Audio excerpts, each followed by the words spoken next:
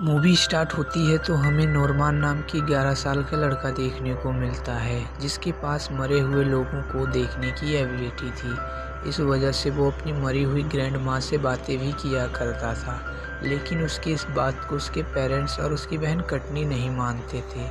Town के लोग भी उसके इस बिहेवियर को पागलपन समझते थे। स्कूल के बच्चे भी इस वजह से उससे दूर ही रहा करते थे।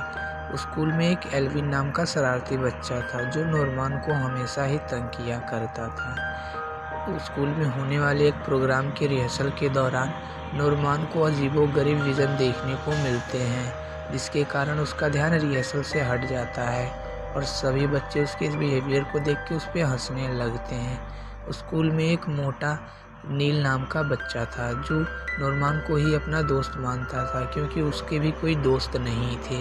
ये दोनों जा ही रहे होते हैं कि रास्ते में नॉर्मान के अंकल प्रेंडरगास्ट मिल जाते हैं। इन्हें भी मरे हुए लोगों से बात करने की एबिलिटी मिली हुई होती है।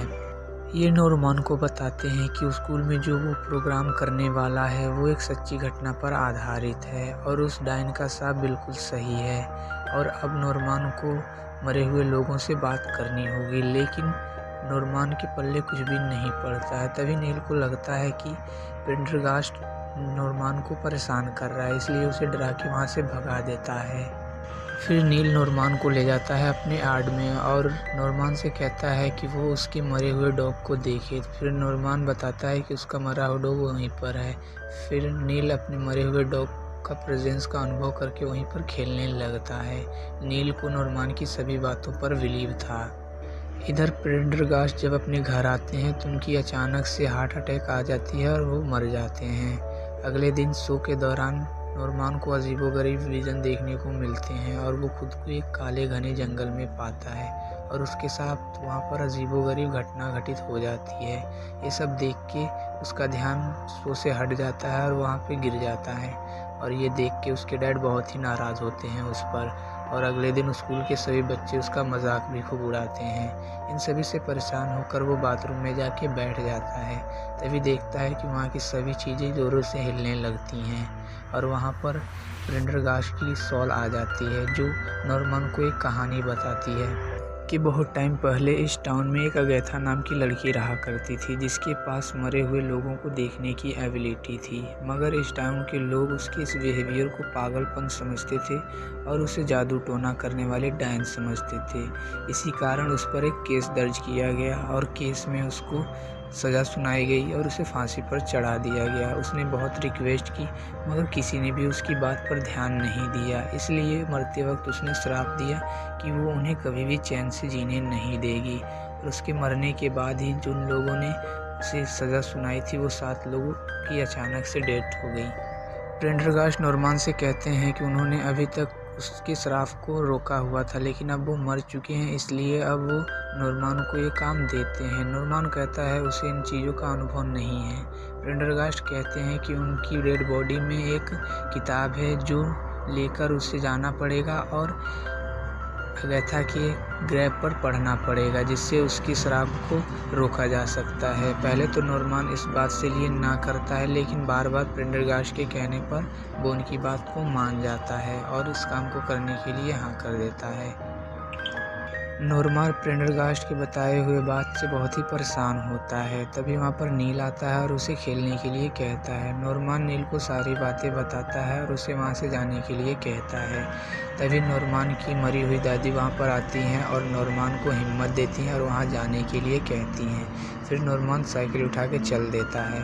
तभी रास्ते में एल्विन भी उसे देख लेता है। नॉर्मान पहुँचता है प्रेंडरगास्ट के घर, जहाँ देखता है कि उनका घर बहुत ही भयानक और भूतिया टाइप का होता है। वो जैसे तैसे करके प्रेंडरगास्ट के बॉडी से उस बुक को ले लेता है और पहुंचता है वहां पर जहां उन 7 लोगों को दफनाया गया था और गलती से वो उस किताब को पढ़ने लगता है। वो किताब एक फेरी टेल्स की किताब होती है। तभी वहाँ पर एल्विन आ जाता है और उससे वो किताब छीन लेता है। अचानक वो देखते हैं कि आसमान में एक घोस्ट अराइज होती है, जिसकी पावर से वो 7 लोग अपनी कब्र से निकल जाते हैं और ज़ॉम्बीज बन के उन पर अटैक करने लगते हैं। नॉर्मान फिर से उस बुक को पढ़ना स्टार्ट करता है, लेकिन उससे पढ़ने से कोई भी फ़र्क नहीं पड़ता है। फिर वो वहाँ से भागते हुए प्रेंडरगास्ट के घर में जाते हैं, जहाँ नॉर्मान को पता चलता है कि वो उस बुक को गलत जगह पढ़ रहा था, क्योंकि वहाँ पर अगैथा की ग्रैब मौजूद ही नहीं थी। इस वजह से उसकी किताब पढ़ने से कोई भी फ़र्क नहीं पड़ रहा था। तभी वो ज़ॉम्बीज़ इनका पीछा करते हुए प्रेंडरगास्ट के घर में आ जाते हैं।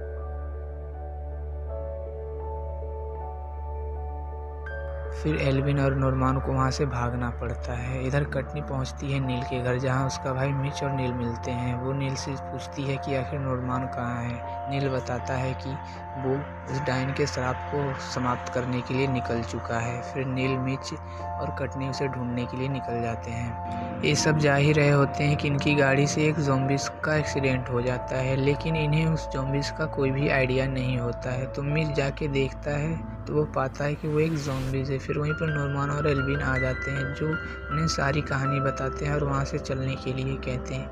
ये लोग गाड़ी लेके जैसे ही निकलते हैं, तभी एक ज़ॉम्बीज़ उनकी गाड़ी पर चढ़ जाता है और रास्ते में उन पर अटैक करने लगता है। फिर नॉर्मान अपनी फ्रेंड सलमा की मदद लेता है अगैथा की ग्रैब को जानने के लिए।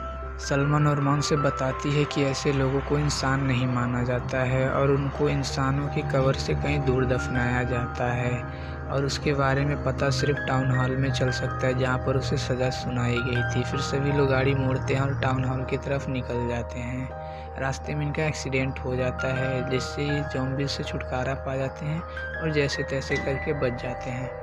इधर बाकी के ज़ॉम्बीज़ इनका पीछा करते हुए टाउन में पहुंच जाते हैं। टाउन के लोग उन्हें देख के ज़रा भी नहीं डरते हैं और उल्टा उन पर ही अटैक करने लगते हैं, इसलिए वो ज़ॉम्बीज़ वहां से भाग जाते हैं।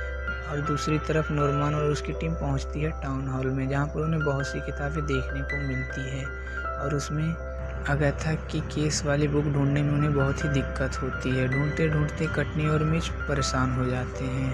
तभी देखते हैं कि टाउन के बाकी लोग ज़ॉम्बीज़ को ढूंढते हुए पहुंच जाते हैं टाउन हॉल में, क्योंकि उन्हें लगता है कि सारे ज़ॉम्बीज़ टाउन हॉल में गए हैं। तभी कटनी नॉर्मान से वहां से चलने के लिए कहती है, मगर नॉर्मान जाने से इनकार कर देता है और ये सभी लोग वहां से निकलते हैं, मगर टाउन के लोग इन्हें ज़ॉम्बीज़ समझकर पकड़ लेते हैं। इधर सारे ज़ॉम्बीज़ नॉर्मान के पास आते हैं, तो नॉर्मान इनसे बचते हुए उस टाउन हॉल के छत पर चला जाता है, जहाँ वो देखता है कि आसमान में वो घोस्ट अराइज हो रही है। फिर वो बुक लेकर टावर पर चढ़ता है और उसके पास जाके उस बुक को पढ़ने की कोशिश करता है। तभी उस पावर से एक बिजली गिरती है और नॉर्मान एक विज़न में चला जाता है, जहाँ वो देखता है कि अगैथा को किस तरह से फांसी पर चढ़ाया जा रहा है। जब उसे होश आता है, वो देखता है कि उसके सामने सारे ज़ॉम्बीज़ खड़े हैं। वो उनसे कहता है कि उन्होंने अगैथा के साथ बहुत ही गलत किया, वो बेचारी एक सीधी साधी लड़की थी। तभी उसे पता चलता है कि वो ज़ॉम्बीज़ उसे मारने नहीं आए थे, बल्कि वो उस श्राप से छुटकारा पाने के लिए आए थे, और नॉर्मान ही एक ऐसा लड़का था जो उनसे बात कर सकता था। और वो कहते हैं कि वो उस बुक को जाके अगैथा की ग्रैब के सामने पढ़े, ताकि उनको उसके श्राप से छुटकारा मिल सके। फिर नॉर्मान बाकी ज़ॉम्बीज़ को लेकर टाउन हॉल से बाहर निकलता है, जहां पर पूरे टाउन हॉल के लोग खड़े होते हैं और ज़ॉम्बीज़ पर अटैक करने के लिए खड़े होते हैं। नॉर्मान उन्हें सारी बातें समझाने की कोशिश करता है, लेकिन टाउन हॉल के लोग उसकी बात को नहीं मानते और उन्हें लगता है कि नॉर्मान भी उनसे मिला हुआ है। वो उस पर अटैक करने ही वाले होते हैं कि कटनी उसके सपोर्ट में आ जाती है। मिच, नील और एल्विन भी उसके सपोर्ट में आ जाते हैं। कटनी उन्हें सारी बात समझाती है कि वो बस उस डायन के श्राप से इस टाउन को मुक्त करने वाला है, और उसकी बातें सुनकर सभी लोगों को सारी बात समझ में आ जाती है और वो लोग उन्हें छोड़ देते हैं। तभी वो घोस्ट टाउन पर हमला करने लगती है। कटनी नॉर्मान से कहती है कि उस बुक को ले जाके जल्द से जल्द उसकी ग्रैब के सामने पढ़ना होगा, लेकिन अभी इनको उसकी ग्रैब का कोई भी आइडिया नहीं होता है। फिर एक ज़ॉम्बीज़ के बताए अनुसार वो लोग उसकी ग्रैब पर पहुंचते हैं, जहां पर नॉर्मान अपनी फैमिली से एक एक्सीडेंट में अलग हो जाता है। फिर नॉर्मान को वो जगह नज़र आती है जहाँ से वो घोस्ट अराइज हो रही थी। फिर वो उस जगह पर जाने की कोशिश करता है, तो अगैथा उस पर हमला करने लगती है, लेकिन किसी तरह बचते बचाते वो उस जगह पर पहुँच जाता है जहाँ से वो घोस्ट अराइज हो रही थी। फिर अगैथा अपनी पावरफुल फॉर्म में नज़र आती है, जिसे अब कोई भी बात याद नहीं थी और वो नॉर्मन से वहाँ से जाने के लिए कहती है। नॉर्मन उसे समझाता है कि वो पहले से ऐसी नहीं थी, पहले से वो बहुत ही सीधी-सादी लड़की थी और उसके सामने वो बुक निकाल कर पढ़ने की कोशिश करता है, लेकिन अगेथा उस पर हमला करने लगती है। फिर भी नॉर्मन नहीं मानता है और वो उसके अस्तित्व की जानकारी उसे देने लगता है और उसे याद दिलाने लगता है कि आखिरकार वो क्या थी और क्या बन चुकी है। इस दौरान अगेथा उस पर हमले पे हमले करने लगती है। नॉर्मन के बहुत समझाने के बाद अगेथा को अपनी पुरानी बातें याद आने लगती हैं और वो अपने पास्ट में चली जाती है, जहाँ पर वो देखती है कि वो एक सीधी-सादी बच्ची थी और इसके साथ ही उसकी आत्मा को शांति मिल जाती है और वहाँ से वो चली जाती है हमेशा के लिए। ये सब देख के उसकी फैमिली के सारे लोग उस पे बहुत ही खुश होते हैं और उसकी बातों पर अब बिलीव करने लगते हैं। इसी के साथ इस मूवी की एंडिंग हो जाती है।